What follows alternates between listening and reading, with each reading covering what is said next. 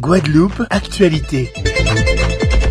Oui, cette inauguration, 7 communes, il en reste 4. Terre de Haut, Terre de Bas, Saint-Claude des Vieux Habitants. Donc c'est la suite logique. L'objectif, en tout cas depuis 2020, c'est de créer les conditions pour faciliter la mobilité sur notre territoire. On a commencé par le covering des bus, pour que les bus soient bien visibles, le réseau Transsud soit très bien visible.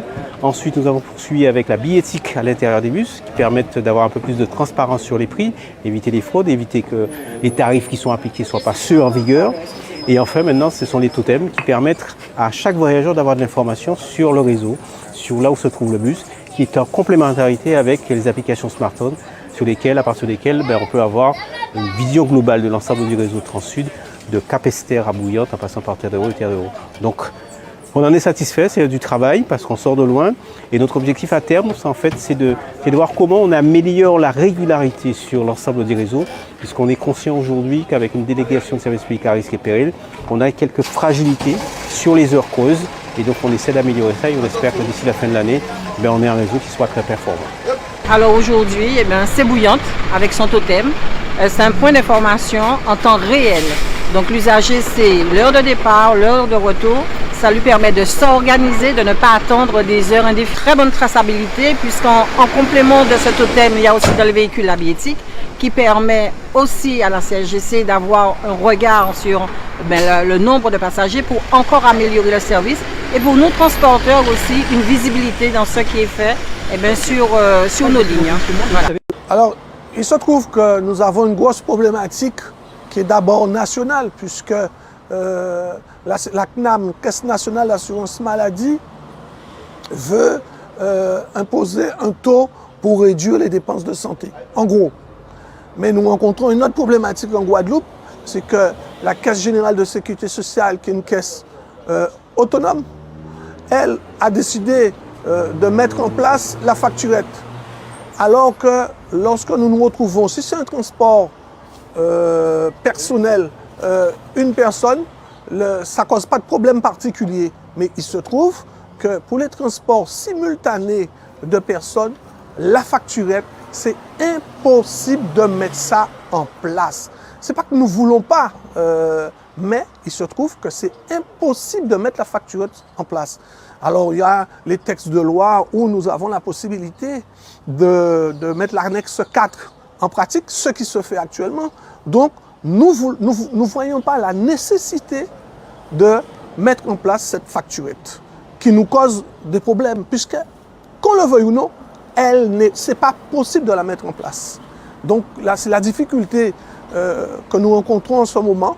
J'ai la charge de mener à bien ces négociations avec le directeur de la Sécurité sociale de la Guadeloupe.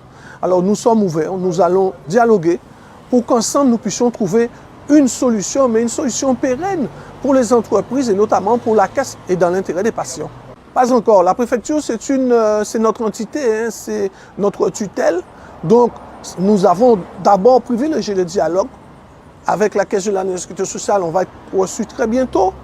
Ensuite, si vraiment les hommes n'arrivent pas à se mettre d'accord, donc on sera obligé de faire appel à la préfecture puisque c'est notre tutelle de référence avec les textes qui doivent être appliqués.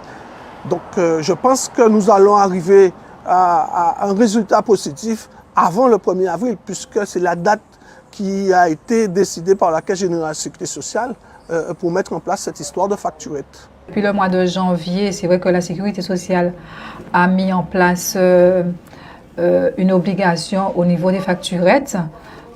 Il faut pour chaque transport, pour chaque patient, que ce soit pour l'aller, que ce soit pour le retour, il faut faire sortir la facturette, faire signer par les patients et joindre à chaque facture. On utilise déjà une application qui permet à chaque patient de signer et de valider son transport.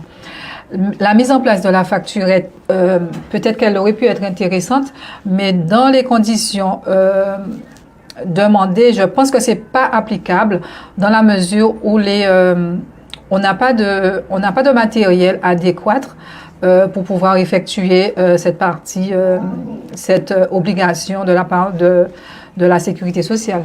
Il y a aussi le problème de la simultanéité.